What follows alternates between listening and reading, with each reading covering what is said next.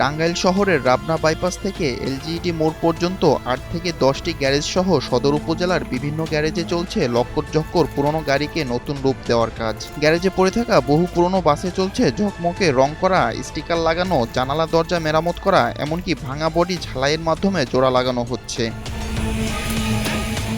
এসব বাসের বেশিরভাগেরই নেই বৈধ রুট পারমিট, ইঞ্জিন ফিটনেস সনদ কিংবা ইন্স্যুরেন্স।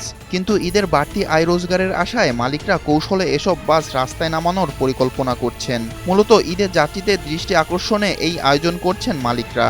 রাত দিন পুরনো গাড়ি নতুন বানাতে ব্যস্ত সময় পার করছেন ওয়ার্কশপের শ্রমিকরা।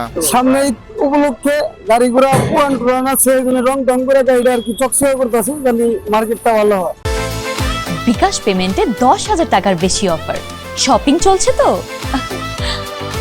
বাস গাড়ির কাজ করা, বডির কাজ করা হয়, তারপর রঙের কাজ করা হয়, ইঞ্জিন মিস্ত্রির কাজ করা হয়, সব ধরনের কাজ হয় এই জায়গায়।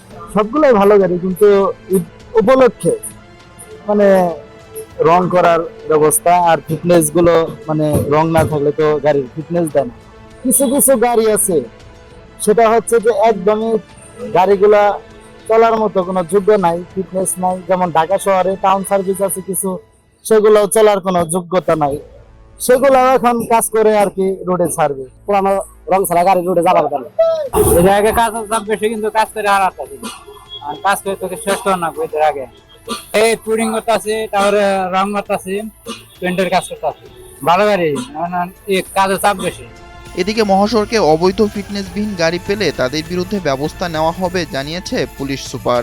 আমরা যে ফিটনেস এবং রুট পারমিট, এটা কিন্তু আপনার শুধু ঈদকে কেন্দ্র করে নেয়, যে আমরা কিন্তু সারা বছরই কিন্তু আপনার এইটা আমাদের অভিযান থাকে। যে গাড়ি যদি কাগজপত্র না থাকে, ড্রাইভিং লাইসেন্স না থাকে, রেজিস্ট্রেশন না থাকে, রুট পারমিট না থাকে, ফিটনেস, এইসব গাড়ি কিন্তু চলতে যায় না। প্রতিনিয়ত আমাদের মামলা হচ্ছে।